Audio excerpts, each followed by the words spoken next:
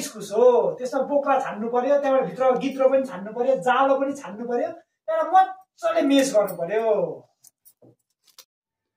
त बोल्दा नि के हुन्छ र भिडियो गर्ला गरिरहेको छु ए अब गोप्टे इस्कुस उसिन्नु पर्यो हैन पहिला बारीबाट इस्कुस टिपेर ल्याउनु पर्यो त्यहाँबाट इस्कुसलाई मजाले उसिन्नु पर्यो सिटी लगाएर हैन त्यहाँबाट चाहिँ मेस गर्नु मजाले मेस गरेको बादमा चाहिँ अरु चीजहरु पनि हालेर जस्तो प्याजहरु पनि हालेर यसरी मेस यसलाई के भन्छ ग्राइन्डिङ गरेर यसरी हाल्नु पर्यो मजाले मुस्नु पर्यो त्यहाँबाट चाहिँ यसरी आटा मिसाउनु पर्यो बिस्तारीसँगले हैन बिस्तारी बिस्तारी गर्दै आटा मजाले मिसाएर चाहिँ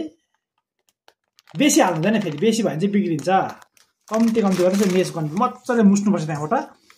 अलिकति टाइम लाग्छ मुस्नु चाहिँ कि हेर्नुस् है त मुसिसकेर देखाउँछु अहिले फेरि त्यसमा अलिकति ज्वानो पनि हाल्नुपर्छ ज्वानो चाहिँ के को लागि भन्दाखेरि चाहिँ ग्यास नहोस् भनेर बेसी झन्डै पस्यो तर ठिकै छ यतिले केही हुँदैन यसले चाहिँ यस्तोमा हेल्प गर्छ डाइजेसनमा राम्रो हेल्प गर्छ यसले चाहिँ तर यसरी मजाले मुसेपछि चाहिँ अहिले चाहिँ देखाउँछु हेर्नुहोस् ल फेरि तपाईँहरू मुसिसकेर देखाउँछु फेरि म यही त हेरेर अलिक बेसी हाल्छ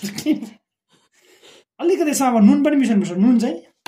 दामी टेस्टको लागि अलिक कम्ती हाल्नु हुन्छ यसमा अब चाहिँ छ भने तपाईँले घिउ पनि मिसाउँदा हुन्छ घिउ अझै दामी हुन्छ भयो दामी हुन्छ टेस्ट दामी हुन्छ घिउ मिसायो भने चाहिँ अहिले मजाले अझै उयो कम्ती भयो के भन्छ आटा अलिकति आटा थप्नुपर्छ गिलो बेसी भयो त्यसले गर्दा अन्त चाहिँ मजाले तताएर तेल तताएर चाहिँ हामीले यसलाई हाल्नुपर्छ अनि डिप फ्राई गरेपछि चाहिँ हाम्रो पुरी चाहिँ यसरी फुलिन्छ